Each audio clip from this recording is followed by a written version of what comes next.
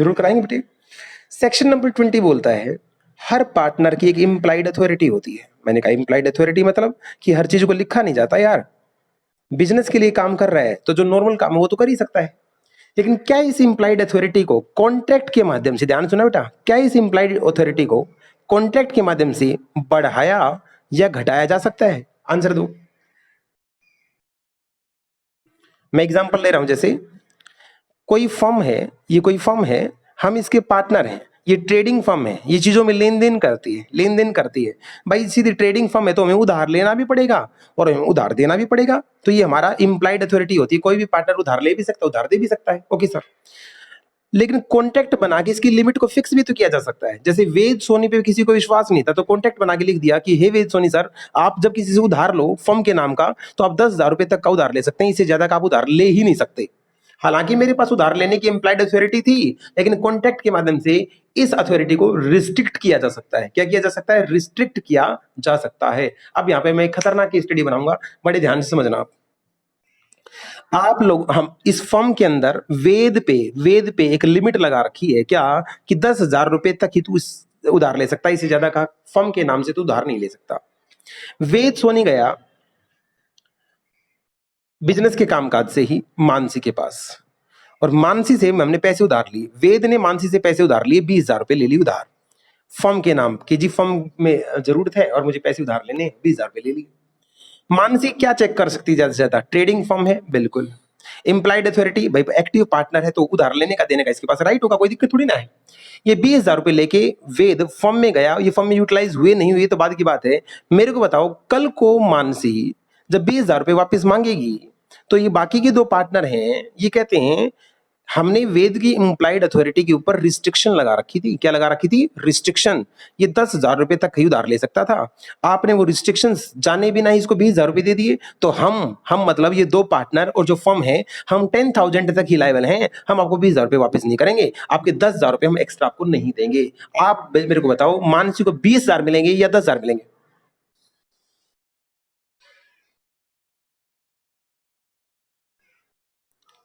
क्या जवाब दिया बेटा? सुना ही नहीं दिया। और पार्टनर से बाकी के बचाए 10,000 रुपए मिलेंगे नहीं मिलेंगे? मतलब आप फर्म छोड़ो, मानसी को पूरे 20 मिलेंगे नहीं मिलेंगे, ये बताओ बस। गलत आंसर दिया बेटा। यहां तुम्हें बोलना था एक बात, मानसी को क्या इन रिस्ट्रिक्शंस के बारे में वो अवेयर है या नॉट अवेयर है?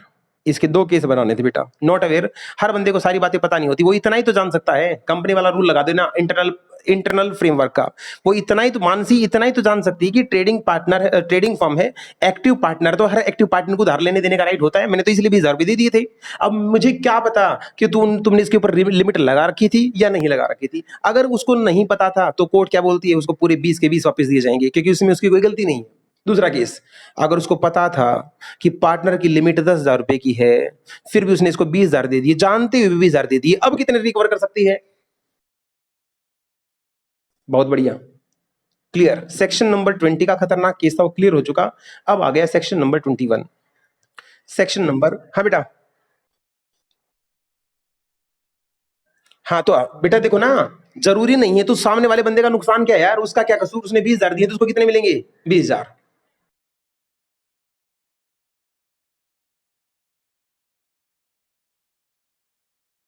हाँ हाँ हाँ, जब रिस्ट्रिक्शंस लगाया जाता है किसी की अथॉरिटी पे तो पब्लिक नोटिस देना जरूरी होता है। सेक्शन नंबर 21, 21 बोलता है आपको कि वैसे तो हर पार्टनर की लिमिट होती है, कोई क्या कर सकता है, कोई क्या काम कर सकता है, क्या नहीं कर सकता। क्या इमरजेंसी में वो कुछ भी कर सकता है? इमरजेंसी बोला बेटा मैंने।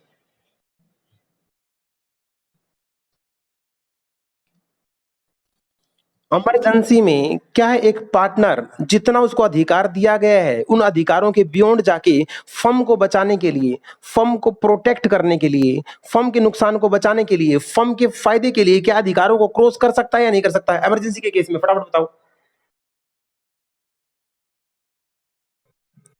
देखो बेटा, हमने यहां बोल दिया फर्म को प्रोटेक्ट करने के लिए अगर एक पार्टनर को इमरजेंसी के टाइम पे जो कुछ करना पड़े, लेकिन कंडीशन चेक कर लेना, क्या उसने अपने फायदे के लिए किया या फर्म को प्रोटेक्ट करने के लिए। फर्म को प्रोटेक्ट करने के लिए इमरजेंसी के टाइम पे एक आम आदमी जितना कुछ कर सकता है उतना ही एक पार्टनर भी कर सकता है, चाहे उसके अधिकार क्रॉस भी क्यों ना हो जाए। मान लो गुरमीत हमारी फर्म में एक नया पार्टनर था, इसको हमने बनाया था पार्टनर किसके लिए, हमने कहा तेरा दो ही काम है, sale and purchase, sale and purchase, इसके अलावा तू किसी काम में कोई पार्टनर नहीं है, तेरे को जो तेरा प्रॉफिट बनेगा तेरा हिस्सा दे देंगे। ठीक है, हम दो पार्टनर दुकान पे नहीं थे, गुरमीत वहां पे बैठा था, दुकान में लगी आग। दुकान में क्या लगी, आग लगी भाई। आग लगी तो गुरमीत ने क्या किया, फटाफट दमकल विभाग को फोन किया। दमकल वाले बोले जी 20,000 रुपए लेंगे। गुरमीत ने अपनी जेब से 20,000 रुपए पे कर दी और बाल्टी ले लेके सारे पड़ोसी सबको जगा के, सबको पूरी रात बेचारा लगा रहा और अल्टीमेटली इसके 60,000 रुपए खर्च हुए और 60,000 रुपए खर्च करके इसने लाखों का माल बचा लिया, लाखों का माल सेव कर लिया। अब आते हैं वेद, सोनी और राहुल। गुरमीत कहता है मैंने इतना काम किया, इतना काम किया, मेरे 60,000 रुपए वापस दे दो। हमने कहा ये क्या तेरी अथॉरिटी थी, आग लगी थी तो लगने देता, किसने कहा था तेरे को ये काम करने की, किसने कहा था, ये तू अथॉरिटी से बाहर जाके काम किया तो हम नहीं देंगे, तू भुगतेगा, ये तेरा लॉस है। आप बताइए क्या उसको 60,000 रुपए रिकवर होंगे या नहीं होंगे। डन बेटा, डन डन डन।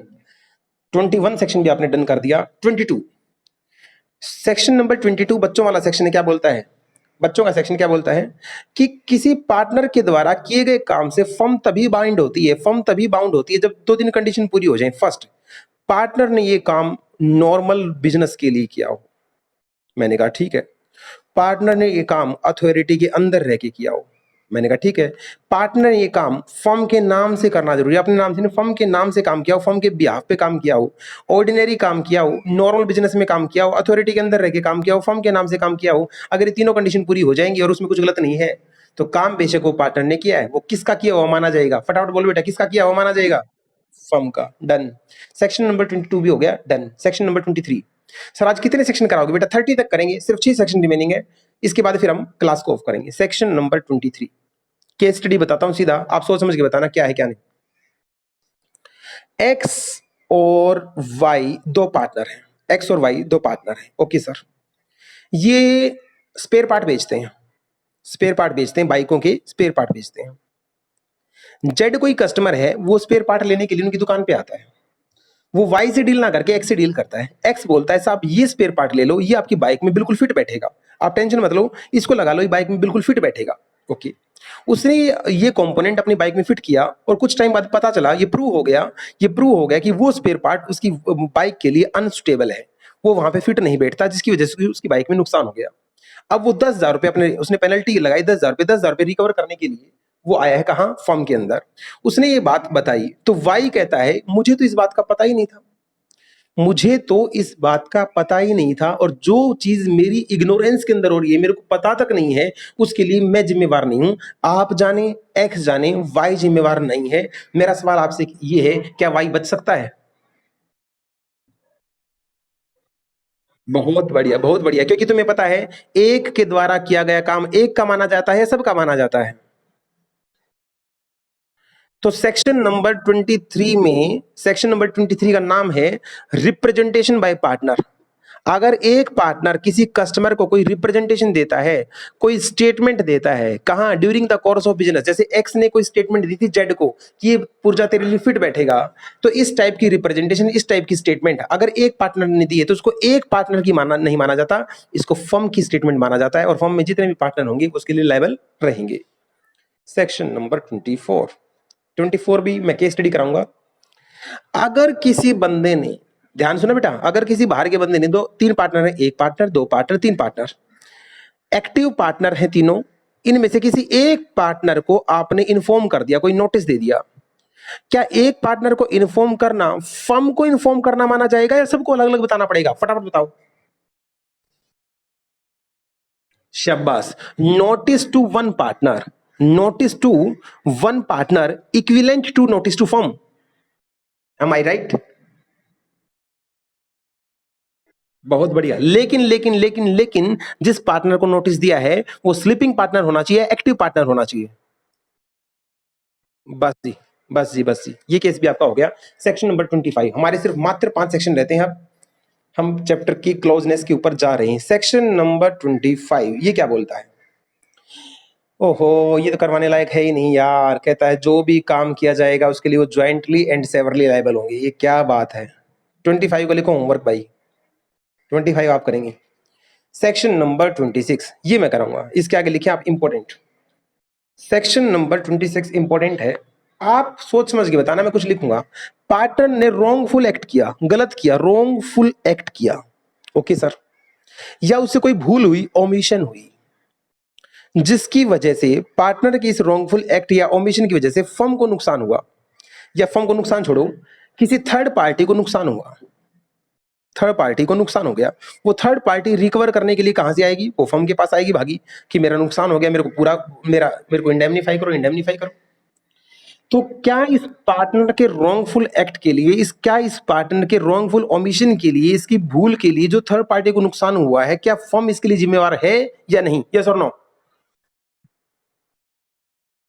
दो कंडीशन पूरी करवा देना, दो कंडीशन पूरी करवा देना। कंडीशन नंबर 1, फर्स्ट, ये जो काम उसने किया है ये ऑर्डिनरी कोर्स ऑफ बिजनेस के लिए किया है, ऑर्डिनरी कोर्स ऑफ बिजनेस में क्या है, रूटीन का काम था। और दूसरा, ये काम उसकी अथॉरिटी के अंदर आता था, with in its authority, with in its authority, authority के अंदर काम आता है जी, अथॉरिटी के अंदर का काम था, ऑर्डिनरी कोर्स ऑफ बिजनेस का काम था। दोनों कंडीशन अगर पूरी हो जाती हैं तो जितना मर्जी नुकसान हो जाए, जितना मर्जी नुकसान हो जाए, फर्म भी फर्म भी उतना ही लायबल है जितना कि एक पार्टनर लायबल होता है।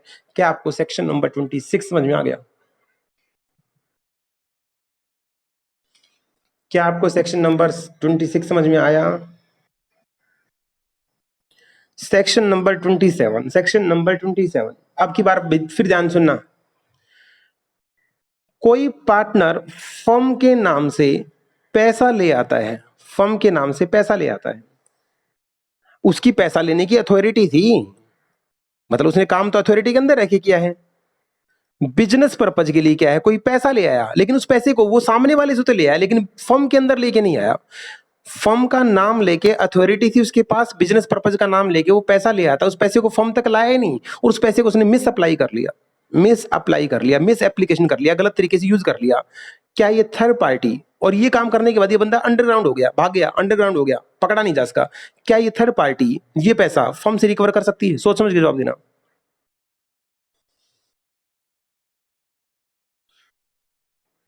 क्या फर्म ये बोलेगी मेरे पास तो पैसा आया ही नहीं, मेरे पास तो पैसा आया ही नहीं? फर्म ऐसा बोल नहीं सकती। थर्ड पार्टी क्या बोलती है, मैंने जिसको पैसा दिया है, क्या तूने उसको पैसा उधार लेने की अथॉरिटी दे रखी थी? उसने कहा यस। क्या वो बिजनेस पर्पज के लिए मेरा नाम लेके आया था? यस। अगर वो ये दोनों कंडीशन पूरी करता है तो भाई वो नुकसान तेरा है, तुम भुगतोगे, मेरे को तो मेरा पूरा पैसा चाहिए। इट मीन्स अगर पार्टनर अथॉरिटी के अंदर रह के पैसा फर्म के अंदर ना लाके उसको मिस यूटिलाइज भी कर देता है तो भी थर्ड पार्टी के लिए फर्म जिम्मेवार होती है, न कि पार्टनर जिम्मेवार होता है। क्या सॉरी, मतलब पार्टनर भी जिम्मेवार होता है, पकड़ा जाएगा वो भी रिकवर करेगा, अदर पार्टनर भी जिम्मेवार होंगे, लेकिन फर्म ये नाम लेके बच नहीं सकती, अदर पार्टनर ये कह के नहीं बच सकते कि फर्म में पैसा तो आया ही नहीं है।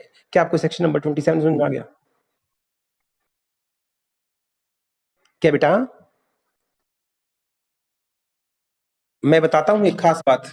पार्टनरशिप में एक ही बात हमेशा याद रखना, अगर काम हुआ है अथॉरिटी के अंदर रह के, कैसे हुआ है? अथॉरिटी थी उसके पास। दूसरा, वो काम बिजनेस पर्पज के लिए पैसा उधार लिया था, अथॉरिटी के अंदर के काम किया था। मैं कहता हूं फर्म के अंदर पैसा आए और चाहे ना आए, उस पार्टनर के साथ क्या होगा वो बाद की बात, हम इस सेक्शन में पढ़ेंगे। थर्ड पार्टी के साथ न्याय, इस थर्ड पार्टी को पैसा मिलेगा या नहीं मिलेगा, हमारा क्वेश्चन ये था। बताओ फटाफट। पार्टनर अंडरग्राउंड चल रहा है, पार्टनर अंडरग्राउंड का चल रहा है, क्या ये बंदा फर्म से वो पैसा रिकवर कर सकता है, अदर पार्टनर से वो पैसा रिकवर हो सकता है? डन हो गया, खत्म हो गया मामला। अब मेरा एक तड़कता भड़कता सेक्शन नंबर 28 नहीं है, सेक्शन नंबर 29 आ गया। थोड़ा सा खतरनाक है, ध्यान से समझना। क्या कोई बंदा, इसका आंसर सोच समझ के देना, क्या कोई बंदा जो उसका पार्टनरशिप में इंटरेस्ट है, मेरा इस पार्टनरशिप में, मैं यहाँ पार्टनर हूं तो यहाँ की प्रॉपर्टी में मेरा क्या है, इंटरेस्ट है, क्या मैं इस इंटरेस्ट को ट्रांसफर कर सकता हूं? सोच समझ के बताना बेटे।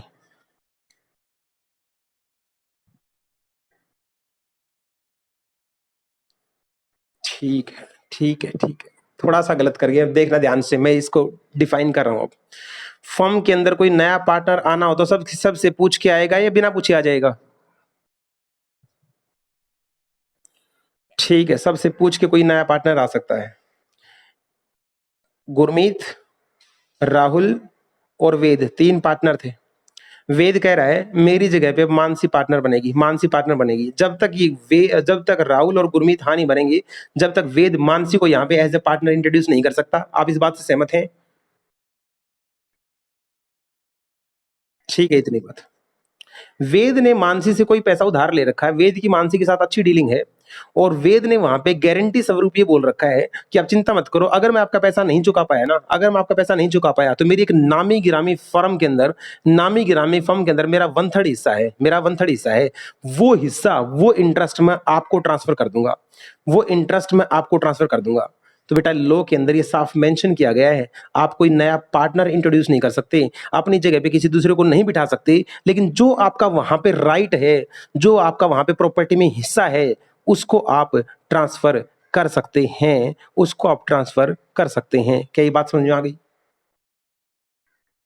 ये बात समझ में आ गई?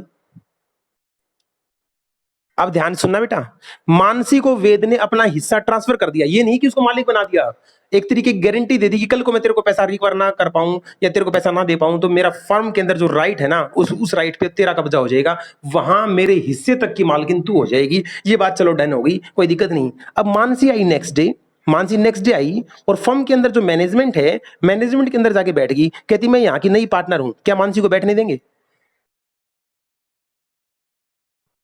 लात मार के बाहर, कहते बाहर निकल, तू पार्टनर थोड़ी ना है, तेरे को प्रॉपर्टी में से हिस्सा मिला है, तो तू सिर्फ किस चीज की डिमांड कर सकती है? तू बता किस चीज का क्लेम कर सकती है? बोल, तू किस चीज का क्लेम कर सकती है? तेरा जो एसेट और लाइबिलिटी में से सेट ऑफ करके जो हिस्सा आएगा ना, तो वो हिस्सा मांग सकती है। हिस्सा मांग लियो, हिस्सा मिल जाएगा। गलती से भी हमारे ऑफिस में मत बैठ जियो, क्योंकि तू यहाँ की पार्टनर नहीं है। तो मानसी को यहाँ मैनेजमेंट में आने का, इंटरफेयर करने का कोई राइट नहीं है। हाँ, जो क्लेम इसका बनता है उस क्लेम को ये रिकवर कर जरूर कर सकती है। क्या आपको ये बात समझ में आ गई बेटे? अरे आ गई क्या? अच्छा, लास्ट आ गया सेक्शन नंबर 30 आज का, और ये बहुत इंपॉर्टेंट है बेटा। ये बात करेगा माइनर के बारे में। इसके बारे में जरूर तुम्हें पार्टनरशिप में पढ़ाया गया होगा। ये माइनर बड़ा खतरनाक आदमी होता है, ये माइनर बहुत खतरनाक आदमी होता है। मुझे फटाफट बताओ, क्या एक माइनर फर्म के अंदर पार्टनर बन सकता है? पहले तो इस चीज का जवाब दो।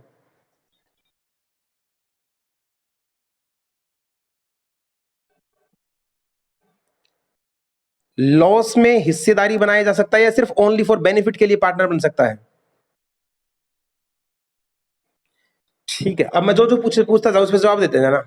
क्या ये माइनर, ये छोटा सा बच्चा, ये इतू सा बच्चा, अगर इसको कल को प्रॉफिट ना दिया जाए तो क्या ये फर्म के ऊपर केस कर सकता है? क्या ये अदर पार्टनर के ऊपर केस कर सकता है? इसने थर्ड पार्टी के साथ कोई डिफॉल्ट कर दिया, इसने थर्ड पार्टी के साथ कोई डिफॉल्ट कर दिया, तो माइनर को पर्सनल जिम्मेवार ठहरा सकते हो या माइनर के शेयर में से रिकवर कर सकते हो? माइनर को पर्सनल जिम्मेवार नहीं ठहरा सकते। क्या माइनर को इंसॉल्वेंट डिक्लेयर किया जा सकता है? माइनर को इंसॉल्वेंट डिक्लेयर भी नहीं किया जा सकता। अच्छा एक बात बताओ, आज ये माइनर है, कभी ना कभी जाके मेजर बनेगा।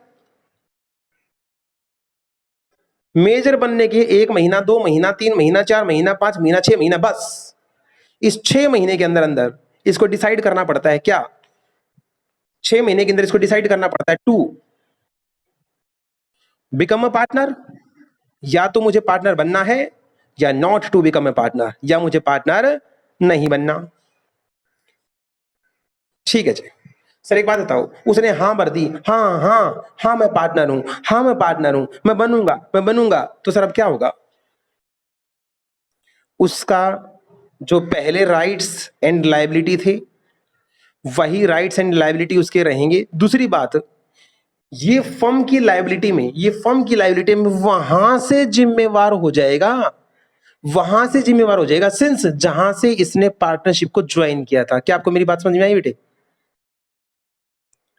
मतलब जो इसका माइनॉरिटी पीरियड था, उस टाइम पे फर्म ने जो लाइबिलिटियां इनकर की थी, इसको माइनर बच्चा समझ के उस टाइम पे जिम्मेवार नहीं ठहराया जा सकता था। अगर ये मेजर हो गए, पार्टनर बनने की यहां भर लेता है, तो ये वैसा ही पार्टनर, एक मेजर पार्टनर माना जाएगा, और वो भी बिल्कुल स्टार्टिंग से माना जाएगा। तो हर ये केस के लिए इसको बंदे को लाइबल ठहराया जाएगा। क्या आपको ये बात समझ में आ गई?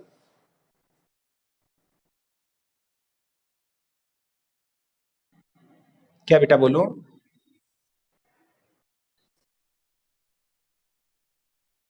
यही तो सवाल है, यही तो समझाने का प्रयास कर रहा हूं, हो सकता आपने उस टाइम पे ना समझा हो।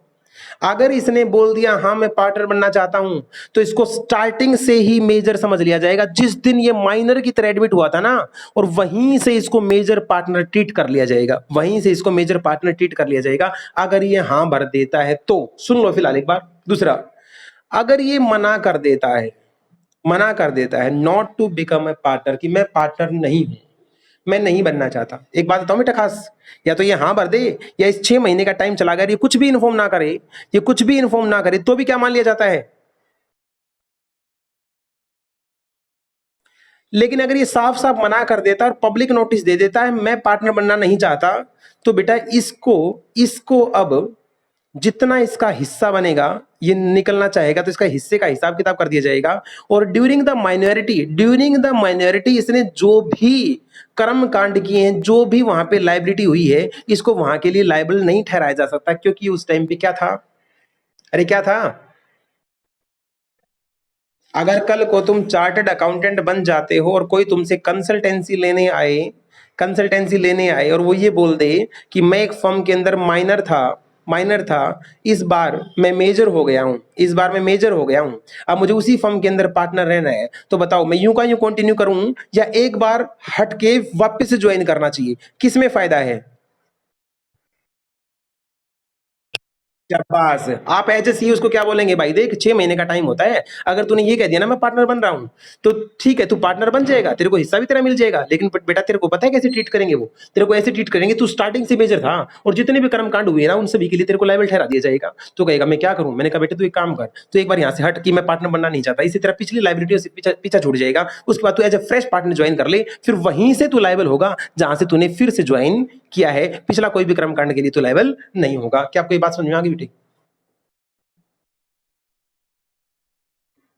बेटा ये माइनर को दिया गया एक स्पेशल राइट है, इसको आप धोखा नहीं कह सकते, माइनर बच्चा माना गया है, उसको ये राइट दिए गए हैं। और देखा जाए तो यार ये कितना खतर, क्या मतलब क्या लो है, 16-17 साल और 359 दिन और रात के 11:59 तक वो बंदा क्या है, माइनर है। उस रात में जैसे वो 1 मिनट पूरी होती वो क्या बन जाता है, मेजर। आज से पहले उसमें सोचने समझने की कोई क्षमता नहीं थी, वो बच्चा था, उस रात के बाद वो बड़ा हो जाता है, उसको सारी समझ आ जाती है। ये कोई तरीका थोड़ी ना है यार, ये क्या सिस्टम है, इसको खत्म कर देना चाहिए।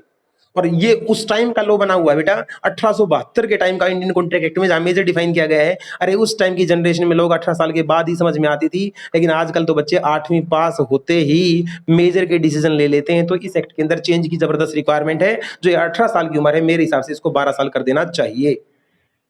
खैर हम लॉ मेकर नहीं है, लेकिन ऐसा होना चाहिए, क्योंकि जो मेच्योरिटी पुराने टाइम में 20 साल के बच्चे को भी नहीं होती थी, वो मेच्योरिटी आज के टाइम में मात्र 10 साल के बच्चे को उन सारी बातों का पता होता है, जो उस टाइम पे 20 साल के बच्चे को भी नहीं पता था। खैर छोड़िएगा, वो टॉपिक हमारा नहीं था। आप सभी, बेटा इसका मुझे पता नहीं, क्योंकि मैं आज तक जहाज में नहीं बैठा हूं। अब आप 1 मिनट मेरा साथ दीजिएगा प्लीज। मैं हेलीकॉप्टर रिव्यू बोलूंगा, आपको सिर्फ सुनना है बेटे। मैं हेलीकॉप्टर रिव्यू पे चल रहा हूं।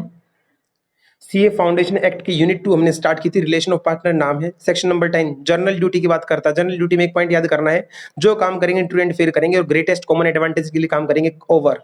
सेक्शन नंबर 10, अगर कोई फ्रॉड किया जाता है पार्टनर के द्वारा, अथॉरिटी से बाहर रह के कोई फ्रॉड किया जाता है, तो वो उसके लिए फर्म को लायबल ठहराएगा, सॉरी फर्म लायबल नहीं होगी, उसको क्षतिपूर्ति करनी पड़ेगी, इंडेमनीफाई करना पड़ेगा। Section number 11, rights and duty कहां से पता लगती है, कॉन्ट्रैक्ट से पता लगती है। क्या इन कॉन्ट्रैक्ट को चेंज किया जा सकता है, किया जा सकता है, कैसे, कंसेंट पास करके। सभी अगर पार्टनर सहमत हैं तो इन जो change in terms and condition है इनको चेंज किया जा सकता है। सेक्शन एक 27 था, यहां पे मैंने बताया था इंडियन कॉन्ट्रैक्ट एक्ट का, जो बोलता है कि जब तक आप पार्टनरशिप में हैं आप कोई भी काम नहीं कर सकते। इस चीज को, इस सेक्शन को भी उल्टा लटका देंगे, कब, अगर एग्रीमेंट में लिख दिया तो एग्रीमेंट की चलेगी, ना कि सेक्शन की चलेगी। इसलिए जो भी यहाँ पे पढ़ेंगे सब्जेक्ट टू कॉन्ट्रैक्ट पढ़ेंगे, मतलब कॉन्ट्रैक्ट में लिखा है तो कॉन्ट्रैक्ट ही चलेगी, कॉन्ट्रैक्ट से ऊपर लॉ भी नहीं है। Okay sir. सेक्शन नंबर 12 आया था, मैंने मोस्ट इंपोर्टेंट लिखवाया था, उसमें मैंने क्या बोला था, हर पार्टनर के पास कुछ राइट होते हैं, जैसे पार्टिसिपेट करने का राइट होता है, राइट टू बी कंसल्टेड, उससे जो भी होएगा पूछा जाएगा, कंसल्ट लेने का क्या उसका राइट है, पार्टिसिपेट किया जाएगा, राइट टू बी कंसल्टेड का राइट मिलेगा, उस बुक्स वगैरह को इंस्पेक्ट कर सकता है। सेक्शन नंबर 13 बहुत बहुत इंपॉर्टेंट था, अगर एक्ट में कुछ भी नहीं लिखा है तो रेम्युनरेशन नहीं मिलेगा, प्रॉफिट लॉस इक्वल बटेगा, कैपिटल पे इंटरेस्ट नहीं मिलेगा, हाँ एडवांस पे इंटरेस्ट मिल जाएगा लेकिन 6% तक ही मिल पाएगा। आगे आगे था ये अथॉरिटी बिजनेस, ये राइटिंग मेरे को समझ में नहीं। अच्छा, अगर एक पार्टनर ने अथॉरिटी के अंदर काम किया और बिजनेस पर्पस के लिए काम किया तो अगर कोई पेमेंट या कोई लायबिलिटी वो इनकर कर लेता है, अगर कोई पार्टनर को अपनी जेब से पेमेंट करनी पड़ जाती है तो उसके लिए कौन जिम्मेवार होगा? फर्म जिम्मेवार होगी, वो जिम्मेवार नहीं होगा।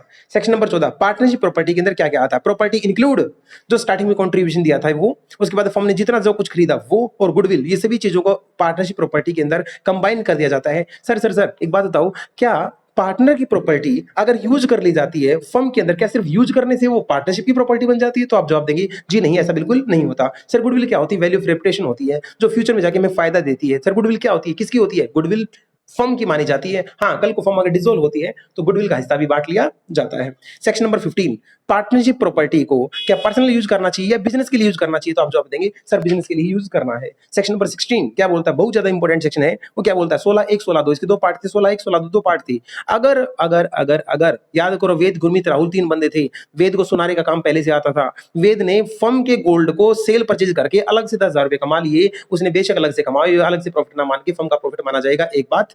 दूसरा, फर्म वाला बिजनेस अपने घर पे अलग से करके अलग से प्रॉफिट कमाया जाएगा, वो भी फर्म का ही प्रॉफिट माना जाएगा। सेक्शन नंबर 16 हो गया over. Section number 17 change in constitution. Constitution change सिर्फ 4 केस में होता है, जब नया पार्टनर आ जाए, जब पुराना छोड़ के चला जाए, जब आपने ऑब्जेक्ट चेंज कर दिया, और फोर्थ जब आप एक्सपायरी के बाद भी बिजनेस को क्या कर लेते हैं? कंटिन्यू कर लेते हैं। सेक्शन नंबर 18 आ गया। पार्टनर फर्म, एक पार्टनर फर्म का एजेंट होता है और अदर पार्टनर के लिए एजेंट भी होता है और प्रिंसिपल भी होता है। सेक्शन नंबर 19 मैंने कहा था मस्ट मोस्ट इंपोर्टेंट है, इंप्लाइड अथॉरिटी। हर चीज को डिफाइन नहीं किया जा सकता, हर चीज को डिफाइन नहीं किया जा सकता, क्योंकि इंप्लाइडली जो काम करने के होते हैं उनको लिखना जरूरी नहीं है, लेकिन कुछ काम ऐसे होते हैं जो बड़े रिस्की काम होते हैं जो इंप्लाइड अथॉरिटी में नहीं आते। जैसे कि किसी की लायबिलिटी की हाँ भर देना, किसी को माफ कर देना, किसी का केस अपने ऊपर ले लेना, फर्म की इमूवेबल प्रॉपर्टी को सेल या परचेज कर देना, ऐसा, और फर्म का अकाउंट अपने नाम से खुलवा लेना, ये बड़े काम है भाई, ये काम अपने नाम से नहीं कर सकते। सेक्शन नंबर 20 क्या इंप्लाइड अथॉरिटी को सर बढ़ाया या घटाया जा सकता है? क्या इंप्लाइड अथॉरिटी को बढ़ाया घटाया जा सकता है? तो आप क्या बोलेंगे? जी सर, बढ़ाया घटाया जा सकता है। मैंने एक तड़कता भड़कता केस दिया था कि मानसी ने पैसा उधार दिया 20,000, लेकिन वेद सोने की लिमिट थी उधार लेने की 10,000। मानसी को थोड़ी ना पता था, ये तुम्हारी इंप्लाइड अथॉरिटी के अंदर आता है, थर्ड पार्टी जिम्मेवार नहीं होगी, वो पूरी 20 की 20,000 रिकवर लेके जाएगी। तो तुम्हें यहाँ पे क्या चेक करना था? क्या मानसी को इस बात का पता है या नहीं पता? अगर पता था तो 10 ही लेके जाएगी, और पता नहीं था तो पूरी 20 रिकवर करेगी। Okay sir. Section number 21 emergency में पार्टनर क्या क्या कर सकता है? तो इमरजेंसी में पार्टनर सब कुछ कर सकता है। 2 कंडीशन पूरी कर देना, फर्म को प्रोटेक्ट करने के लिए, लॉस को गुड बनाने के लिए, कुछ अच्छा करने के लिए आप अपनी पावर का यूटिलाइजेशन कैसे भी कर सकते हैं। सेक्शन नंबर 22 क्या बोलता है? नॉर्मल बिजनेस काम किया, अथॉरिटी के अंदर रह के काम किया, फर्म का नाम लेके काम किया है तो आपके द्वारा किए गए काम से फर्म बाइंड हो जाएगी, कोई दिक्कत नहीं है। सेक्शन नंबर 23 में सीधा मैंने केस बता दिया, और केस में क्या बता दिया? एक्स और वाई 2 बंदे पार्टनर थे, स्पेयर पार्ट बेचते थे। एक्स ने एक बंदे को क्या गारंटी दी कि ये अपनी बाइक के अंदर यूटिलाइज कर लो, ये पार्ट आपके काम आएगा। बाद में पार्ट प्रूव नहीं हुआ, वो पार्ट सही नहीं था, तो वाई ये कह रहा है यार मेरे को तो इस बात का पता ही नहीं था। तो ये जेड क्या बोलेगा? हरामजादे, अगर तुम्हारे में से किसी एक पार्टनर से बात हो रही है तो बात एक से नहीं हो रही, सभी से मानी जाएगी। सेक्शन नंबर 23 अगर किसी पार्टनर ने कोई रिप्रेजेंटेशन दी है, कोई स्टेटमेंट दी है, तो वो रिप्रेजेंटेशन या स्टेटमेंट एक की नहीं मानी जाती, पूरी फर्म की मानी जाती है। अगर सर किसी बाहर वाली पार्टी ने फर्म के किसी बंदे को नोटिस दिया है, और वो नोटिस जिसको दिया वो एक्टिव पार्टनर है, तो वो एक्टिव पार्टनर को जो नोटिस दिया वो एक को नोटिस माना जाएगा, पूरी फर्म को नोटिस माना जाएगा? तो आप जवाब देंगे वो नोटिस पूरी फर्म को माना जाएगा। सेक्शन नंबर 25 क्या बोलता है? बच्चों वाला टॉपिक था, मैंने छोड़ दिया था। सेक्शन 26 में आ जाओ। अगर आपकी वजह से आपसे कोई रॉन्गफुल काम हो गया, कोई ओमिशन हो गया, जिसकी वजह से फर्म को नुकसान हो गया, लेकिन अगर वो काम आपने ऑर्डिनरी कोर्स ऑफ बिजनेस में किया है और अथॉरिटी में काम किया है, तो थर्ड पार्टी को कौन भुगतेगा? फर्म को भुगतना पड़ेगा। फर्म भी उतना ही लायबल है जितना कि पार्टनर लायबल था। सेक्शन नंबर 27 बात करता है, अगर पार्टनर ने अथॉरिटी में बिजनेस में काम करते हुए पैसा ले आया और पैसा इवन फर्म में लेके भी नहीं आया और उस पैसे को मिस यूटिलाइज कर लिया, तो थर्ड पार्टी जिम्मेवार नहीं है साहब, थर्ड पार्टी को तो पैसा रिकवर होगा। ओके सर, सेक्शन नंबर 28 था नहीं, सेक्शन नंबर 29 आया था जो हमने लास्ट में किया था। बिल्कुल, क्या हम पार्टनरशिप के अंदर जो हमारा इंटरेस्ट है उसको ट्रांसफर कर सकते हैं? तो आप जवाब देंगे सर यस, ट्रांसफर कर सकते हैं। हम पार्टनर नया नहीं बना सकते, लेकिन हम अपना इंटरेस्ट तो ट्रांसफर कर सकते हैं। जिसको इंटरेस्ट मिलता है उसको ट्रांसफरी बोलते हैं, जिसको इंटरेस्ट मिलता है उसको क्या बोलते हैं? ट्रांसफरी। हमारे केस में कौन थी? मानसी। मानसी हमारे केस में क्या थी? ट्रांसफरी थी। सर अब इस ट्रांसफरी का क्या होगा? ये अपना जो क्लेम है, क्लेम मांग सकती है। अगर ये अगले दिन आके मैनेजमेंट में बैठेगी और कहेगी मेरे को यहाँ बैठना है, मेरे को डिसीजन लेने, तो इसको डिसीजन कोई लेने नहीं देगा। सिर्फ इसका हिस्सा कितना है, जितना इसने उस बंदे को उधार दे रखा था, वहां तक ये रिकवर कर सकती है। सेक्शन नंबर आया 30 के अंदर क्या था? पार्टनर। जो माइनर होता है वो लॉस के लिए पार्टनर नहीं बनाया जा सकता, बेनिफिट्स के लिए बनाया जा सकता है। उसके पास एस्मिथ राइट है, वो केस भी कर सकता है, लेकिन केस करवा नहीं सकता। केस कर सकता है, उसको इंसॉल्वेंट ठहराया नहीं जा सकता। और पार्टनर जब कभी ना कभी मेजर बनेगा तो 6 महीने के अंदर उसको डिसाइड करना पड़ता है या तो टू बिकम अ पार्टनर या not to become a partner. अगर बिकम पार्टनर, वो पार्टनर बन जाता है या टाइम एक्सपायर हो जाता है लेकिन वो कुछ भी जवाब नहीं देता, उसको पार्टनर मान लिया जाता है। मजे की बात, ये तब से पार्टनर, तब से मेजर समझा जाएगा जब से स्टार्टिंग से ये पार्टनर था। लेकिन अगर वो पार्टनर नहीं बनता है तो उसका हालात, उसका जो पोजीशन है वो बिल्कुल सेम रहेगी जैसे एक माइनर की थी, और उसके बाद के काम के लिए वो लेवल नहीं है। तो सीए बनने के बाद आपको कैसी कंसल्टेंसी देनी थी वो मैंने आपको सिखाया था, और ये था हमारा एक क्विक ओवरव्यू। और बुक के साथ कराऊंगा जब मैच, तो एक तीसरा रिवीजन और एक जब तुम खुद पढ़ोगे तो चौथा रिवीजन। इसके बाद तो बेटा समझ में आ ही जाएगा। तो आज का इतना काफी है मेरे हिसाब से। हाँ जी। हम्म। हम्म। हम्म। हाँ जी बेटा, मेरा हिस्सा ही कोई और ले गया। जितना मेरा उस फर्म के अंदर हिस्सा था वो सारा हिस्सा कोई उठा ले गया, और जब मैं कल को आऊंगा घुसूंगा तो तुम लात नहीं मारोगे मुझे? अब मेरे को नहीं, पार्टनर को। जो पार्टनर अपना हिस्सा ही किसी और को देके जा चुका है।